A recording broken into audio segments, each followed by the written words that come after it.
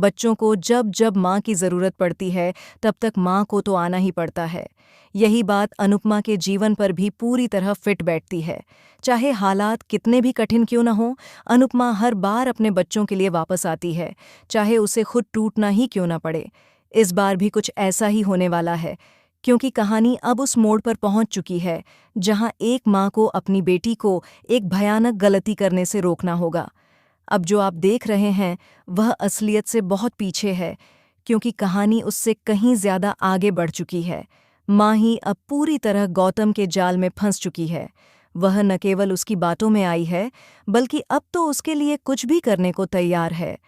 अनुपमा के लिए यह बहुत बड़ा झटका है, क्योंकि उसने कभी नहीं सोचा था कि उसकी अपनी बेटी उस इंसान के प्यार में पड़ जाएगी जिसने पहले ही इतने गलत काम किए हैं। गौतम एक ऐसा व्यक्ति है जिसकी असलियत किसी से छिपी नहीं है।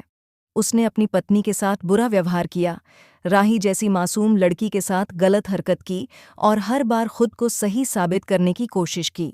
वह चालाक, धूर्त और स्वार्थी इंसान है, लेकिन माँ ही, जो अभी तक बचपने और भावनाओं में उलझी हुई है, उसे सच्चा प्यार समझ बैठी है। जब अनुपमा को यह सब पता चलता है तो उसका दिल टूट जाता है। उसे समझ नहीं आता कि कहाँ उसने कमी छोड़ दी कि उसकी बेटी इस हद तक गिर सकती है।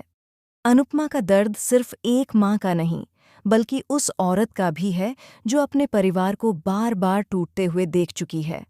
वह सोचती है कि अगर उसने पहले माही से खुलकर बात की होती तो शायद यह दिन नहीं देखना पड़ता।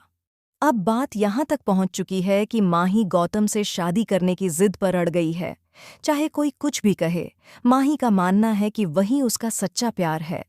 लेकिन अनुपमा जानती है कि यह रास्ता उसे बर्बादी की ओर ले जाएगा। जब वह अपनी आंखों से माही को हदें पार करते हुए देखती है तो उसका सब्र टूट जाता है। वह गुस्से और दुख में माही को एक जोरदार थप्पड़ मारती है ताकि उसे झकझोर सके, लेकिन माही का जुनून अब पागलपन में बदल चुका है। इससे पहले का दृश्य भी बेहद दिलचस्प है। गौतम एक्सरसाइज कर रहा होता है और माही की निगाहें लगातार उसी पर टिकी रहती हैं। उसकी आंखों में एक अलग चमक होती है, जैसे वह पूरी तरह उस पर मोहित हो चुकी हो। वहीं दूसरी तरफ परी की सास यह सब देखकर समझ जाती है कि माही का व्यवहार कुछ ज्यादा ही अलग है। गोवर्धन पूजा का सीन इस कहानी का टर्निंग पॉइंट बन जाता है। सब लोग फेरे ले रहे होते हैं, माहौल में भक्ति और खुशी का मिश्रण होता है। तभी माही आगे बढ़कर गौतम का हाथ पकड़ लेती है।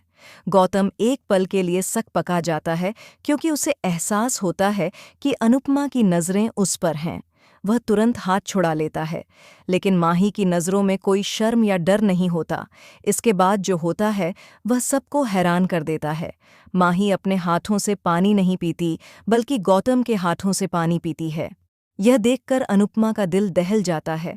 वह समझ जाती है कि बात अब बहुत आगे निकल चुकी है। तभी प्रार्थना अनुपमा के पास आकर कहती है, माँ, जितना आप देख रही हैं, बात उससे भी आगे बढ़ चुकी है। माँ ही अब गौतम के प्यार में पूरी तरह पागल हो चुकी है।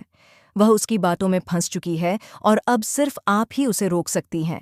अनुपमा के लिए यह सुनना किसी सदमे से कम नहीं था। उसे एहसास होता है कि अगर अब उसने कदम नहीं उठाया तो उसकी बेटी की जिंदगी बर्बाद हो जाएगी। वह सोचती है कि कैसे हर बार उसे अपने बच्चों की गलतियों की सज़ा भुगतनी पड़ती है, लेकिन माँ तो माँ होती है जो कभी हार नहीं मानती। जब अनुपमा माही से सामना करती है और उससे पूछती है कि आखिर उसे गौतम में क्या दिखता है, तो माही